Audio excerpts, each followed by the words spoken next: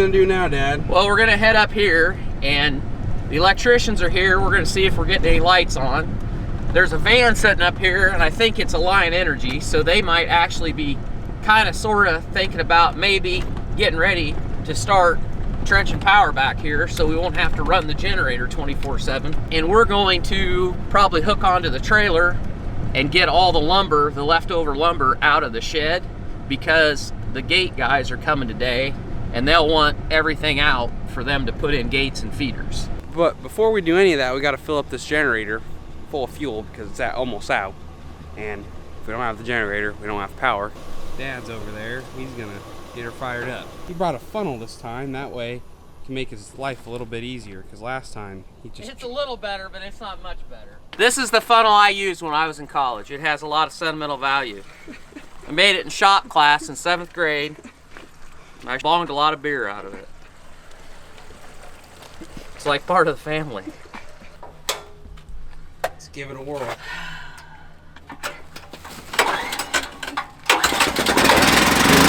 So right there is a trailer with all the lumber on it, but there's more lumber inside of the building that we're gonna have to get out to put on that trailer. We'll hook onto this trailer, take it probably down to the machine shed and store it, because it's good lumber, and we'll probably use that for our girt boards to hang our tin inside the machine shed when we get around to that. Add that to the list of all the fun projects we need to do.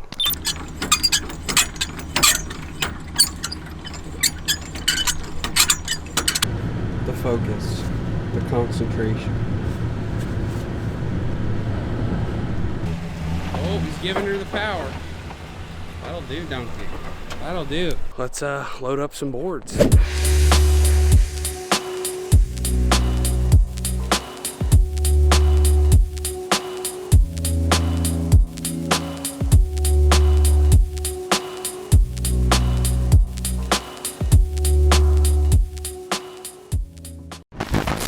Got all the lumber loaded up. Can't find this quality of lumber at Lowe's. You have to go through about 10 packs of lumber to find a straight board in there at Lowe's, but this stuff's pretty good quality. Be perfect for girt boards when we go to do that shop project, if we ever get around to it. But there's some 2x6s over there that we're gonna come back and get later on. We got a pretty full load, so glad that's done.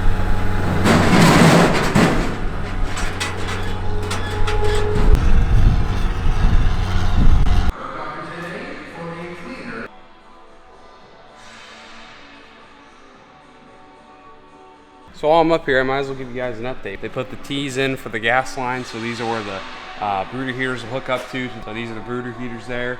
Every single pen has brooder heaters on it to start pigs. You need brooder heaters in the wintertime only, really, because when it's hot outside when you're starting pigs, you're good. The conditions of the building are hot enough. It's a good idea to have those. As you can see, they got the gates in, and they got the rods and brackets in.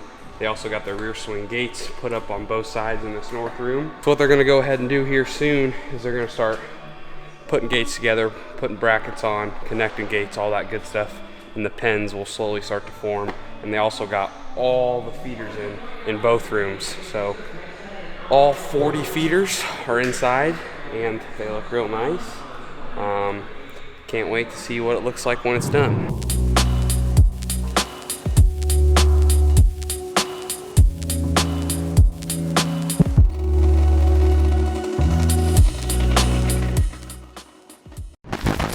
So everything's good to go on the manure. They're pumping right now, spreading it onto the field. While they're doing that, Dad and I are gonna come up to the building site, and we're gonna go ahead and clean some stuff up. Last time you guys saw this building was when the gates were being put in, and I'll show you around, show you what's changed since the last time you've seen it. But first, we're gonna clean up all this stuff in front of the building, and we're gonna put it in this redneck wagon here, and we're gonna load it up, and we're gonna burn it today, because it's a real nice day, and I think it'll work.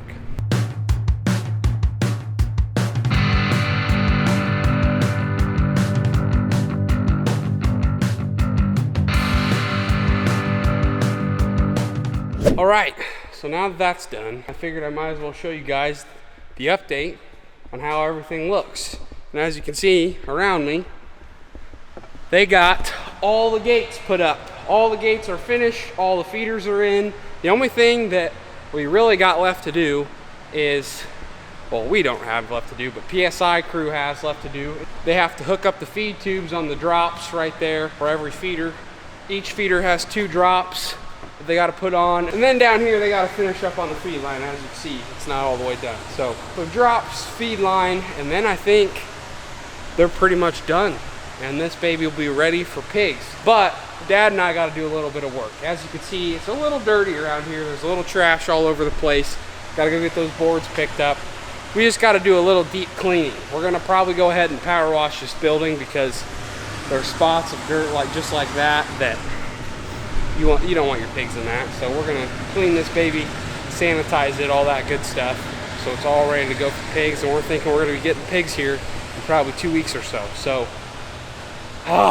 it's coming up. It's coming up real fast. Boy, I tell you what, going to get the router for the hog barn so that the alarm would work took a lot longer than I thought it would. I didn't realize how exhausting going to a US Cellular store would be to set up everything, but it took about an hour and a half, and I feel like I just went to school again, and I sat in an hour and a half lecture because it was just so boring. But we're finally done with that. We got the router and we got the cell phone line for the alarm so it can call me, and we also picked up the washer and dryer for the workroom. So we're gonna go up and we are going to drop this stuff off, unload it all, and I don't know if we're gonna set it up today because, like I said, I'm a little over the whole router and phone line thing for the day. I just want to go outside and check how the manure's going and all that good stuff. So we'll see. We're just gonna get it all unloaded first.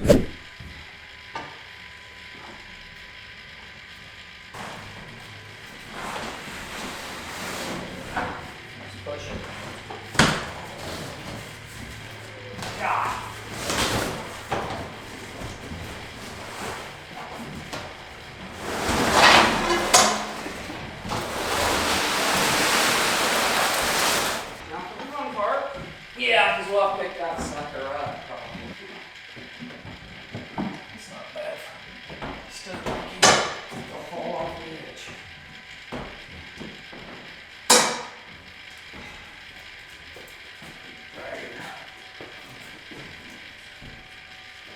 Okay, we got her in. That was a lot better than taking it through the chute. We were thinking we'd come around here, open the chute door up, and run it through here like we did the desk, but that worked a lot better. How was the experience at the US Cellular store? It was trying for my patience, but we got what we needed, so it could have been worse. Wi-Fi is up and running for Pork Palace number 3. So now we're gonna go check up on how the manure's coming. We might go down to site 2 and show you guys how different the 2 pump manure. One that tanks it and one that drag lines it. Okay, so now we're down at site 2. We're pumping down here too. The manure down here is going to a neighbor of ours. They're getting the manure for the cost of hauling, so it doesn't cost me anything to get rid of it, but I'm not profiting I'm not like selling them the manure. By the time you take the cost of pumping and transport, that's about what you get out of it around here. The demand's not great enough that you can sell it yet. Some places you can, but not around here. We're going to come down here and take some of the manure out of this barn because we're going to end up being, out of those 2 barns up there, we're going to be about 35 or 40 acres short of being able to cover everything.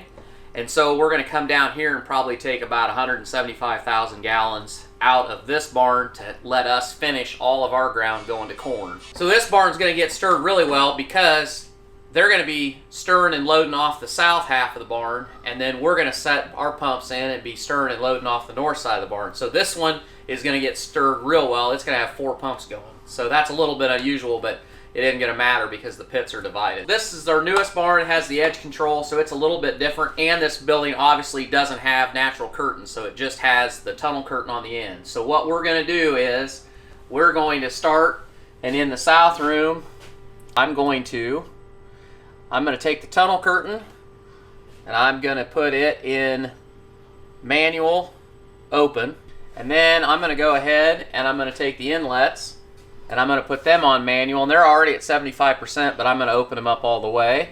I'm going to go to my fans, and this pit fan I'm going to put in on manual, There we go, 100%. So it's running wide open. The other set, put that on 100%. So pretty much you have all the fans running, all the inlets open, and the curtains open. Yep, that's what we're gonna do. If it was a lot colder, we would have to be a little more choosy about how we run everything, because obviously you don't want to chill your pigs. We would not open the curtain all the way, and we would not run all the fans. We would move as much air as we could, and then the other thing is we probably wouldn't stir the pits as hard as what we are. We're just really lucky that it worked out that we're doing all this. The last few days have been good, and today is going to be an excellent day. And these are good-sized pigs, so this building is basically going to want to run wide open anyway, so it's really a perfect time to get manure hauled. It doesn't always work this way, but sometimes it's better to be lucky than good. They have the pump in the pit, and then it's hooked up to this tube that goes up. I don't know what you call this, a shit auger or a poop auger. I don't know what the hell this thing's called, but pretty much pumps the manure up, dumps it into the tank, and when it's full, drive off. What do you know? I know it's afternoon, I didn't get a nap. You want to know something better, or what? Is that what you wanted to know? Well, you want to know what really. we're doing? Yeah. So the big difference between what we're doing up there and what we're doing down here is this is all getting put on wheels, because there's a limit to how far you can drag line manure. Plus, if you don't have culverts in the right place or a bridge or something where you can get under the road with your hose, logistically you can't get it there. And the fields that this manure is going to, I think, is about, let's just say it's 2.5 or 3 miles away. So they're using tanks, and they're hauling with 2 now, and sometimes they'll haul with 3. I think these are 7,800 gallon tanks. So they're loading the manure, hauling it, and then injecting the field. And the way that they're injecting, it's very similar to what we showed you up there. Most of these tanks have like an 8-row toolbar, whereas like that drag line up there, that's like a 20-row toolbar or something like that. It just takes a little longer, because the beautiful thing about drag lining is you're pumping manure constantly. So it goes, once you get set up, it takes longer to get going, but you'll get done faster because you're constantly pumping. Here we're only removing manure from the pit when they're loading, so it just takes a little bit longer, but same idea. So they're probably applying, say they're applying 4,500 gallons to the acre, so they're doing just about 1 3/4 acres with every load they do. So if you're doing a 160 acre field, it's going to take a few loads to get it covered. And we figured that this building had about 800,000 gallons of manure in it. Now you're not going to get all that out, you're going to get pretty close, but so if you divide that out by an 8,000 gallon tank, that's 100 loads. So at a load every half hour or 45 minutes, it takes a long time. So that's why they're going to haul with 3 tanks, so that they can cut that time back. Last night, David went ahead and finished up drag lining the rest of our manure. So our corn ground is all ready to go. This spring we'll go ahead and chop the stalks that are left, and then we'll start planting. So everything should be good for planting season 2021. David just, I think he's wrapping everything up, getting everything around, putting everything on trailers so he can take it home to his home site, and he did a damn good job. They got it done in a pretty fast time. I think it was 2 days they were here, 3 days. That being said, I'll see you guys in the next one. See ya.